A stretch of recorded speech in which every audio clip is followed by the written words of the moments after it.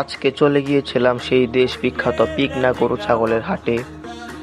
মূলত আমি একটা ছাগল কেনার জন্য হাটে গিয়েছিলাম। তো আজকের এই ভিডিওতে দেখাবো যে ছাগলের দাম কিরকম এবং ছাগল কিনে আমি জিতলাম নাকি ঠকলাম। তো জানতে হলে ভিডিওটা শেষ পর্যন্ত দেখতে হবে। চলুন শুরু করি। আসসালামু আলাইকুম, আমি সাব্বির। আজকে আমরা যাচ্ছি আবার সেই ঐতিহ্যবাহী পিকনা হাটে, যেটা আপনাদের আমি আগের ভিডিওতে দেখিয়েছিলাম। না দেখলে আপনারা দেখে নিতে পারেন, আমার চ্যানেলে আছে। আজকে মূলত হাটে যাওয়ার কারণ হলো, আজকে আমি হাটে থেকে একটা ছাগল কিনবো এবং ছাগল কেনার পাশাপাশি দেখাবো যে ছাগলের দাম আসলে এখন কিরকম।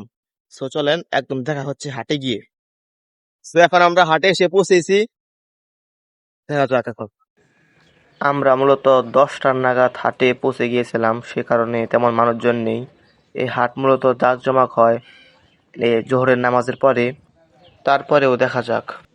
অনেকক্ষণ ছাগল দেখার পরে একটু এখানে এসে বসলাম। ছাগলের যে দাম, বাপরে বাপ! পিচ্চি পিচ্চি ছাগল 5,000-6,000 টাকা।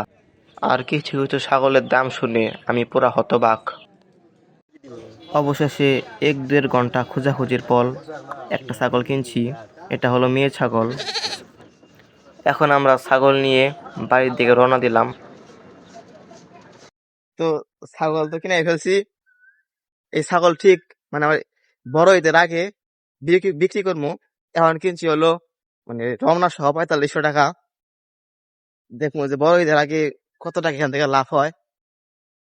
তো আপনারা জানাবেন লস হইলো না লাভ হইলো।